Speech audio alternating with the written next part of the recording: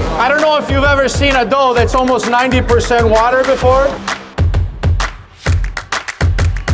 Why the heck are you popping those? Until you have just the right amount of dusting flour and nothing else. And this is going to continue to extend. You can feel here, listen.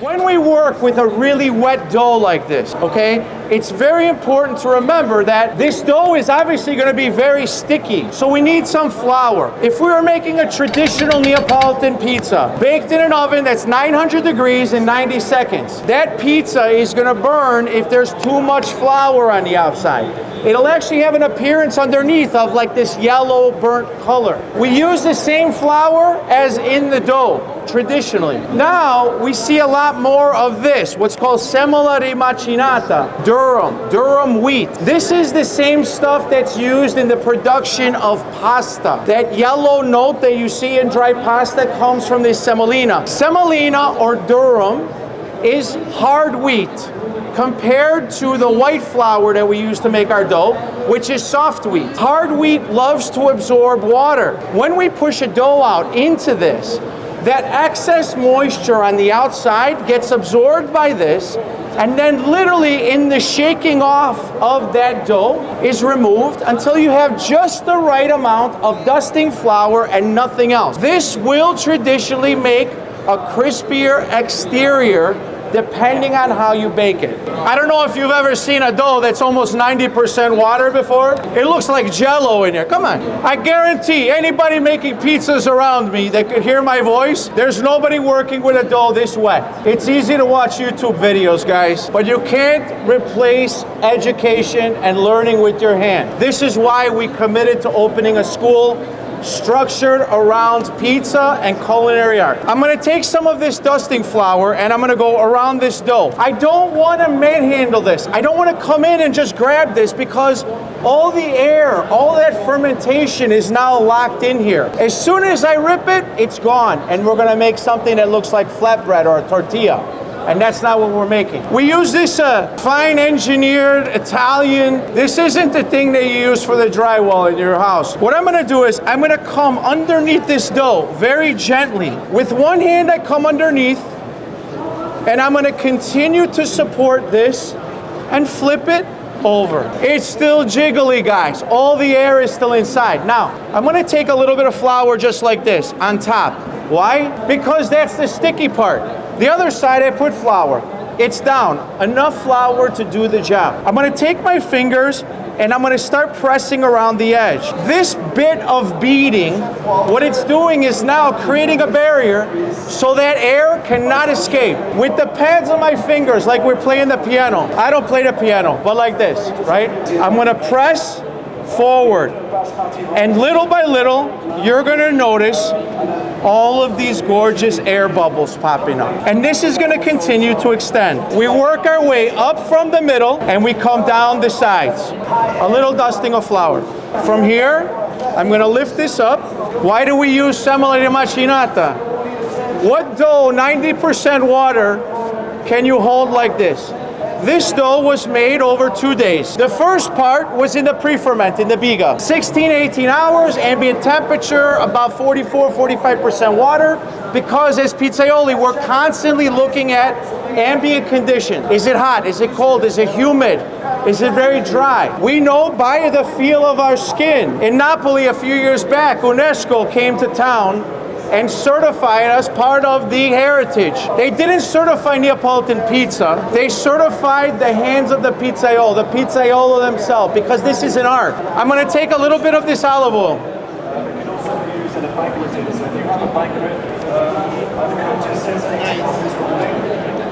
There's a famous bakery called Panificio Campo di Fiore. This peel, it's actually made to take dough that's triple the size of this, to make something that's 1 to 2 meters long, 3 to 6 feet. Take a little bit of flour from here and just pull.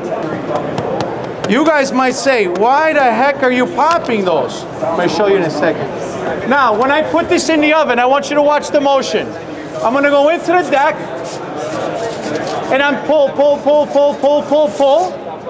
and it's gonna be that same shape that I just left it in. If you go into the oven and you don't go completely straight, you're gonna have a bread that's kind of wavy like this. Try making a sandwich out of it. It's not even. You watched me take this and put these little holes in there. Why? There's so much water inside of this dough that as that water hits boiling, it turns to steam. This dough will want to pillow up like a pita. I want to finish this kind of like a pizza. We're going to finish this in the oven in 2 steps. The first step is going to be in a par bake. We're going to take this, we're going to allow it to puff up, and then we're going to just let it get some color. Then I'm going to come back, I'm going to put the sauce, the cheese, everything else on top, stick it back in the oven and let it finish. It's going to double bake the crust, creating this outside and bottom texture that almost shatters like glass. But the inside is super soft and light and airy. We say in our world that it's highly digestible. All the heavy parts of the flour, the dough, everything that's in there, there's enzymes, there's things inside of that flour that break it down. Over this 2-day process of making this dough, all the heavy parts are gone. Mother Nature took care of them. So what's left is this structure and all of a sudden this pizza that you can eat a lot of. So people will go to Italy and say, I can't believe I went to Italy, I ate pizza, and I didn't feel like I wanted to go back onto the couch at home and take a nap. Like I just ate a brick. This is the problem with some of the American styles of pizza.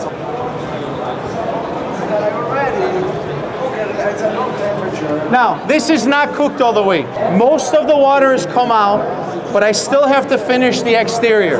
You'll notice that this little bubble here where it pillowed up a little bit, that steam is it's escaping like a volcano. And little by little, you see how it's coming back down? If any of you have a restaurant or you're in the restaurant business, one of the most popular things that we teach is this method. We're in a shortage of skilled labor. Another reason why we decided to open Pizza University.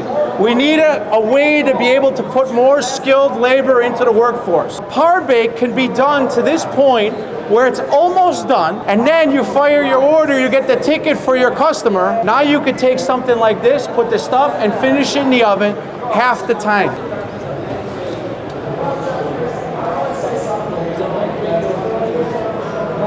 I got 650 on the top, 550 on the bottom. To dial in perfectly exactly what the bake needs to be for your situation, for the type of dough that you created. I can put the sauce exactly where I want it to be. So this is not going to be pools of anything. It's going to bake very uniform, very even. If I see a part that's a little blank, I can go and fill it in. Let's take a little Parmigiano Reggiano. I'm also going to take low moisture whole milk mozzarella. I'm going to take a little bit of cheese, not exaggerated. Low moisture mozzarella has most of the water taken out. Whole milk means that it's full fat. So when this melts on top, it's going to be beautiful and creamy, but I don't want this to look like a blanket of white. I'm going to go back into the oven until it's beautiful and brown. One time I want an oven built that's my height. This pizza just needs long enough to finish browning the exterior.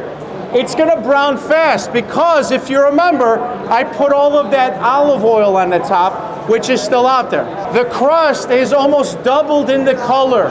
So we're almost at the point where now I'm ready to finish this for you.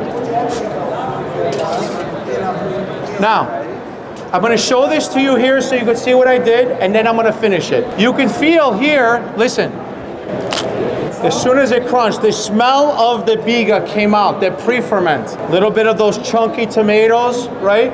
The chunks of the tomatoes gave some of that beautiful tomato juice. That mozzarella is just beautifully cooked. The best part, in my opinion, of the burrata is the center of the burrata, which is called stracciatella. This is what's called panna. Panna is like a heavy cream, if you will, right? Mixed with the curd that's used to form the fior di latte on the outside. And then it's torn into these ribbons. Stracce, right, are ribbons. Stracciatella is this. Let's give some of these little dollops, just like this. of stracciatella. This is the same cheese used to make fior di latte, fresh cow's milk mozzarella, with heavy cream. And right now, if you're on Instagram or social media, everybody that's looking to buy an oven for their backyard and all these things are making pizzas with mortadella and burrata and arugula and pistachios, and it's our fault. We taught everybody this. It's overused. We're going crazy with that pizza right now.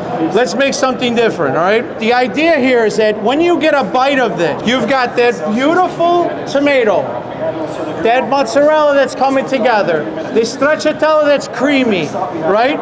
And now, what if we finished it with a little bit of fresh arugula? How about we put a little bit more of that Parmigiano Reggiano? We'll put a little bit more of that extra virgin olive oil, just like that. Ladies and gentlemen, this is 100% traditional Roman pizza alla pala, done as a pizza in front of you in the middle of Chicago. Take your pictures and then I'll cut it up for you. All right? Thank you again, everybody.